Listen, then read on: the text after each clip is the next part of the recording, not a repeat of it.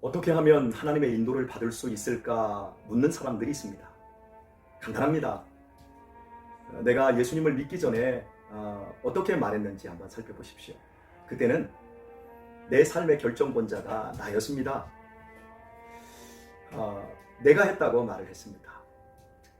내 능력과 또 내 계획과 내 노력이 이루었다고 말을 했습니다.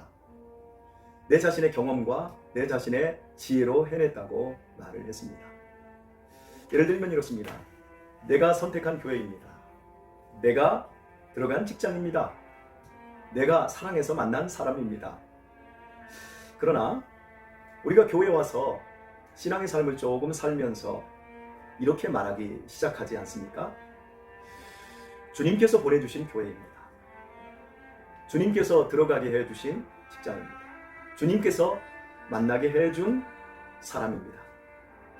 다 주님께서 해주셨다라고 주님의 은혜라고 고백하는 겁니다. 이렇다고 한다면 그 사람은 하나님의 인도함을 이미 받기 시작한 것입니다. 바울 사도는 고린도전서 15장 10절에서 나의 나된 것은 다 하나님의 은혜로 되었다고 고백합니다. 내가 주도한 일은 실패도 있지만 하나님께서 하신 일에는 실패란 없습니다. 일이 잘 되어 잘 풀려도 하나님의 뜻 안에서 된 것이고 잘못되어도 풀리지 않아도 하나님의 뜻 안에서 된 일이기 때문입니다. 그러므로 하나님의 인도함을 받는 사람은 염려와 근심 대신에 언제나 기대와 소망으로 충만하게 삽니다. 결국 내가 만들어가는 인생이 아니라 하나님께서 만들어주시는 인생이 되는 것입니다. 이렇듯 성경에 나오는 모든 인물들의 이야기가 성경이 된 이유는 그 사람들이 모두 하나님의 인도함을 받았기 때문입니다. 내 삶의 이야기가 하나님의 이야기가 되어질 때 우리는 하나님과 그 인도함을 경험하게 됩니다. 지금 혹 인생에 의욕이 많고 불평과 원망이 마음을 괴롭히고 있습니까?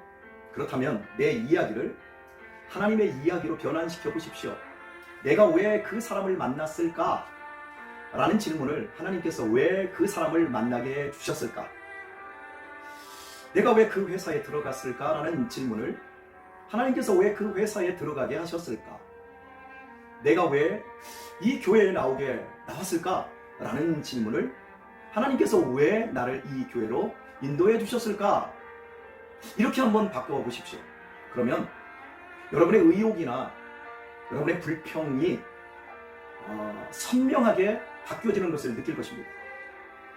내가 분투하는 인생에는 후회와 허무가 남습니다. 그러나 주님의 인도함 속에서 그 인도함을 따라가는 인생은 복에 얻게 됩니다.